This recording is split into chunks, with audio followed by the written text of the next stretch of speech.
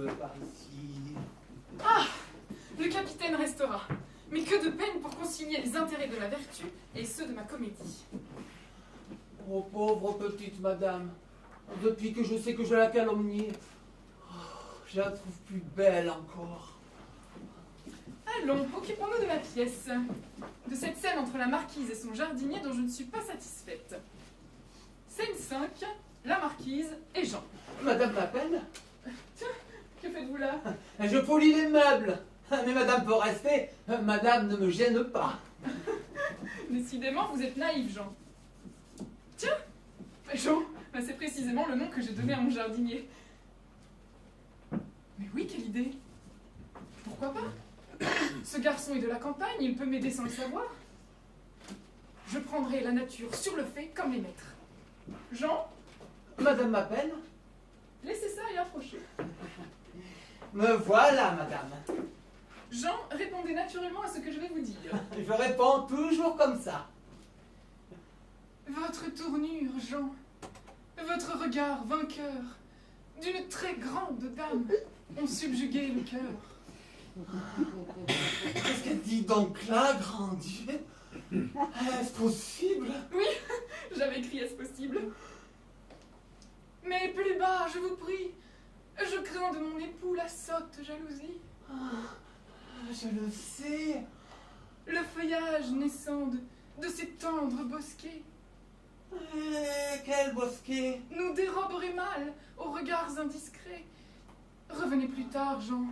À la nuit tombante, vous en saurez plus long.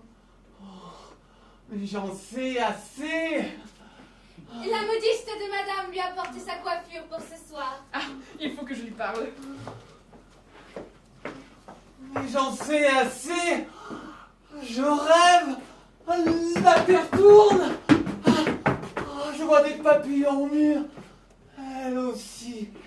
Une grande dame. Miséricorde.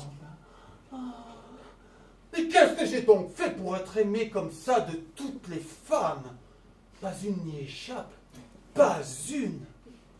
Oh, mais celle-là. Je n'aurais jamais osé imaginer. Je savais qu'elle avait de l'amitié pour moi, comme j'en avais pour elle, du reste. Mais je n'imaginais pas que l'amour allait s'en mêler. Enfin, elle me l'a dit elle-même. Ma tournure, mon regard vainqueur. Elle trouve que j'ai un regard vainqueur. Cela lui a Je ne me rappelle pas bien comment elle a tourné cela, mais j'ai bien compris qu'elle en tient pour moi, qu'elle en perd la tête. Le fait est qu'elle était bien troublée puisqu'elle se croyait avec moi sous les bosquets. Pauvre femme. Et ce soir, à la nuit tombante, elle m'attend. Elle a même commandé une coiffure tout exprès. Mais vous n'en avez pas besoin, madame, vous. Je crois même qu'elle est mieux comme ça, avec ses cheveux, comme dans sa photographie que je regardais encore ce matin. Oh oui, madame. Vous êtes mieux comme ça. Et la voilà encore. Et puis là, et puis de l'autre côté. Ah non, c'est le portrait de monsieur, celui-là. Monsieur! Miséricorde! J'avais oublié monsieur! Ces choses-là n'arrivent qu'à moi. On avait ici de cochers qui m'ont debout en allant promener mes chevaux. J'embrasse-moi. Avec plaisir, monsieur. Il y en a partout, jusque sur mon journal. Mais pas si fort que diable. C'est que j'ai plaisir à brosser monsieur. Ce n'est pas ma faute, allez-y. C'est quoi? Si mon cocher m'éclabousse, mais qui songe à t'accuser, mon garçon? Il me donne des noms d'amitié maintenant. Aïe! Canaille, va! Mais où vas-tu? Ce n'est pas fini. Je vais en chercher une autre. Une autre quoi? Une autre brosse. Je veux brosser monsieur avec les deux. Ça me fatiguera davantage, mais tant mieux. Ça sera bien fait. Allons, bon. La bourse baisse le lendemain du jour où j'achète. Aujourd'hui, j'ai tous les malheurs. Tous, il les a tous. La bourse baisse et mon notaire s'absente sans prévenir. On vous dit d'aller le chercher. Allez le chercher à 10 lieues d'ici. J'irai en Amérique, monsieur, s'il le faut. Pour pourvu que je sois rentré à la nuit tombante. Et il ne me laisse pas l'argent dont j'avais besoin. Faut-il en prêter à monsieur? Qu'est-ce que tu dis, mon garçon? Tâchant de réparer autant que possible. J'ai justement un magot que j'avais porté à la caisse d'épargne, que je prêterai à monsieur sans intérêt. Jean, vous êtes un bon serviteur, mais je vous remercie. Non, monsieur, Mais je ne si. suis pas un bon serviteur. Mais si. Mais non. Bon, c'est comme monsieur voudra. Décidément, il est ok. Monsieur est-il assez brossé? Oui, oui, ça ira. Oh, c'est que si monsieur ne l'était pas assez, je le rebrosserai, je m'éreinterai. Je te dis que ça ira, mais laisse-moi tranquille, que diable. Mais c'est qu'il commence à m'ennuyer, mon domestique.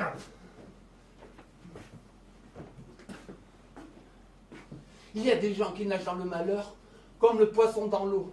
Moi, je ne peux pas m'y faire. Revoyons un peu le portrait de madame, pour me donner du courage. Oh, si j'osais, je prendrais bien un de ces portraits. Il y en a 15 d'elles dans l'album. Un de plus ou un de moins. Oh, voilà le plus beau. Monsieur Jean! Monsieur Jean! Ma chère petite madame. Mais qu'embrasse-t-il donc? Une photographie? Ah, mais qu'est-ce que cela veut dire? Ah, je ne peux pas voir! Cela m'ennuie à la fin! Monsieur Jean! Hé! Elle est là! Oh, c'est vous, la femme de chambre. La femme de chambre! Ma chère enfant, vous prenez des libertés. De liberté à présent? Nous ne sommes pas si camarades que ça. Que signifie ce ton après vos paroles de ce matin? Les paroles du matin ne ressemblent pas aux paroles du soir, comme on dit chez nous. Je vois ce que c'est. Vous aimez une autre femme. Oh, mais je la connaîtrai. Je la tiens. Voyons, voyons. Ne vous montez pas la tête, et raisonnons si c'est possible. Ma chère enfant, vous êtes trop jeune pour comprendre ça, mais vous le comprendrez plus tard. Dans la vie, voyez-vous, il y a des circonstances, des cas de force majeure, qui vous retournent un an comme une paire de bas. Je ne peux pas m'expliquer davantage, mais... Mais je devine, moi. Vous avez vu la nouvelle femme de chambre de madame? Je n'ai vu ni la nouvelle femme de chambre, ni aucune autre domestique. Domestique? Domestique vous-même, grand malhonnête! Ah, mais quelle est donc cette femme? J'ai bien le temps de m'occuper de femmes de chambre. Madame! Mais c'est madame! Vous dites? Rien, un dernier mot, monsieur Jean. Voulez-vous encore m'épouser comme vous me l'avez promis ce matin? Vous croyez que j'ai promis? Oh, le monstre! Je ne vous connais plus! Je m'en vais, mais je me vengerai car je sais tout! Tout quoi? Oh, rien, mais je me vengerai! Je ne suis pas fâché qu'elle quitte la maison. Elle aurait peut-être pu tout découvrir. Et il y aurait du grabuge entre elle et ma maîtresse. Oh, ma maîtresse. Oh, mais monsieur, d'un côté, je suis tourmenté quand je pense à monsieur. Et de l'autre, je ne me sens pas de joie quand je pense à madame. Oh, quel état fatigant. Mon Dieu. Madame Beauséant est-elle visible? Je ne le crois pas. C'est-à-dire, non. Madame n'est pas visible ce soir. Ah ça... Elle m'avait dit qu'elle m'attendait pour répéter. Encore la répétition. Il faut pourtant que je lui annonce que je reste à La Ferté et... Je vais lui écrire. Une plume, de l'encre. Là, monsieur, là-bas, monsieur, là-bas. Quel idiot. Oh.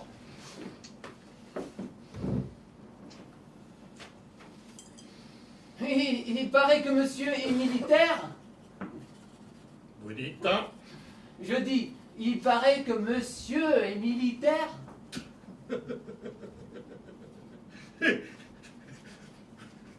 Oui, monsieur le domestique, bah, oui, je suis militaire. Moi, monsieur, je me serais bien mis dans cet état-là, car il n'y a pas grand-chose à faire. Brusquons le dénouement et demandons un rendez-vous. N'est-ce pas, monsieur, que vous n'avez pas grand-chose? Non, quand nous ne sommes pas de semaine. Seulement, c'est un état trop dangereux. S'exposer à se faire tuer, ou estropier, quand on n'est pas mal tourné. Je vous remercie, monsieur Jean. Non, je parlais de moi, monsieur. Ah ça, mais je crois que nous bavardons ensemble. Debout, animal. Animal? Tiens, tu donneras cette lettre à ta maîtresse.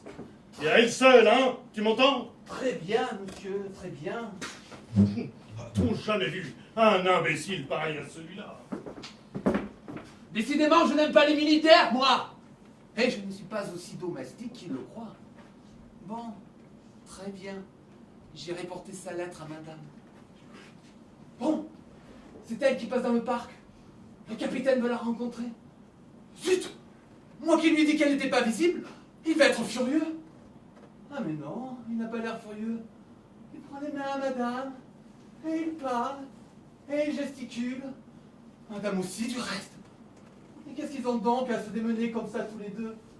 Oh, que je suis bête. Ils répètent, comme tantôt. On répète toute la journée ici. Ça m'amuse de les regarder. Voilà bien la province avec ses méchancetés.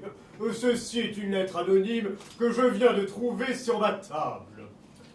Monsieur, vous avez admis dans votre maison quelqu'un qui se permet d'aimer votre femme et que vous feriez bien de mettre à la porte. Je n'admets chez moi que les intimes d'abord. Ce ne peut être mon ami Durando, ni Colombé, ni le capitaine Tancred. Au fait, le capitaine... Non. Tiens, Jean, que fais-tu là? Rien, monsieur. Je flâne un peu. Où est Madame de Beauséant? Elle est dans le jardin, monsieur, avec le capitaine. Le capitaine? Et il répète, monsieur. Je dis?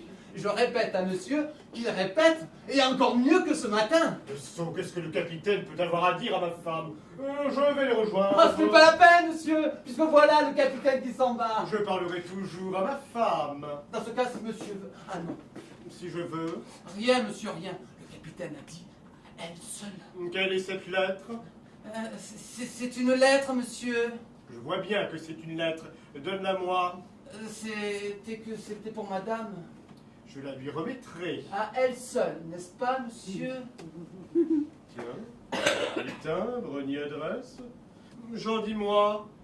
Oh, non. Non, ma femme expliquera. Pourvu qu'il ne retarde pas, madame. Oh, voici la nuit. C'est l'heure où elle m'attend. Justement, elle vient par ici. Elle ne me voit pas. Madame. Dis-moi qu'on ne voit pas de roses au printemps. Dis-moi que les ruisseaux, les fleuves en leur course, déjouant toute loi, remontent vers leur source. Dis que l'hiver n'est pas la saison des frimas. Oh, mais ne dis pas que je ne t'aime pas. Madame. Elle ne m'entend pas non plus. Elle pense à moi, probablement. Psst, psst. Qu'est-ce que c'est? C'est moi, madame. Que voulez-vous? Oh, madame, c'est bien. Je ne sais pas du tout, mon garçon. Voici la nuit, madame. Eh bien, vous pouvez allumer. Allumée? Oh non. Comment non? Ce que nous avons à dire n'a pas besoin de lumière. Qu'est-il? Les ténèbres sont même préférables. Qu'est-ce qu'il dit? Oh, ma chère petite madame. Eh bien, monsieur Jean. Tantôt, je n'ai pas eu le temps de vous remercier. Me remercier de quoi? Oh, c'est si gentil à vous de m'avoir avoué Mais quoi? que vous m'aimiez. Que je vous aimais? Ce que madame a dit ici, à cet endroit, la grande dame que j'ai su... Oh, j'ai bien pensé que c'était vous. Ah mon Dieu, je me souviens. Mais je tiens à dire à madame que je réciproque à tous les sentiments de madame. Sortez, monsieur Jean. N'ayez pas peur, monsieur n'est pas là. Mais c'est du délire. Elisa! Oui, madame, c'est du délire, mais n'ayez pas peur. Si monsieur vient de savoir qu'il vous plante là, je ne vous abandonnerai pas. Nous fuirons ensemble. Mais sortez donc! Je crois que madame vous a dit de sortir. Mais que je sorte quand c'est un homme qui... Mais ces domestiques sont insupportables. Voilà bien l'aventure la plus odieuse. Ou plutôt la plus bouffonne. Ah, enfin, je vous trouve, cher ami. Mais qu'avez-vous donc? Il y a, monsieur, il y a que quelqu'un ici ose aimer votre femme. La lettre disait vrai? Et c'est permis de le lui dire. Mais elle me prévient elle-même. Oh, quel bonheur, cher ami. Comment ça, quel bonheur? Quel bonheur d'être averti par vous. Il y a tant de femmes qui gardent ces choses-là pour elles. Ah, mais je vous donne à deviner. En sang, le nom de l'audacieux. Bon sang. Ne serait-ce point le capitaine Tancred? Monsieur Tancred? Mais vous êtes fou, monsieur. Ah, pardon, cher ami, mais alors? C'est Monsieur Jean. Monsieur Jean? Monsieur Jean, votre valet de chambre. C'est Jean qui aurait osé. Me faire une belle et bonne déclaration d'amour. Quelle plaisanterie. Vous doutez? Elisa, Oui, madame. allez chercher Jean. Bien, madame. Enfin, expliquez-moi. Monsieur Jean a pris au sérieux une scène de mon proverbe, une étude que je voulais faire sur lui. Il s'est mis en tête que je l'aimais. Et naturellement, il me rend la politesse. Très joli, mais le plus plaisant, c'était que j'étais averti du péril par une lettre anonyme. Comment ça? Je l'ai sur moi. Seulement, je dois vous avouer que ce n'est pas Jean que j'accusais. J'accusais ce pauvre capitaine. Encore? Ah, pardon, cher ami. Ah, non. Ceci est une lettre que Monsieur Jean voulait vous remettre. Monsieur Jean voulait me remettre une lettre à moi. À vous seul encore. Eh bien, attendez donc. Cette lettre que j'ai surprise entre les mains de Jean et qui ne voulait pas me donner et qui ne voulait remettre qu'à vous, c'est un billet doux. Un billet doux que vous destinez, Monsieur Jean. Monsieur Jean ne se contente pas de parler, cher ami.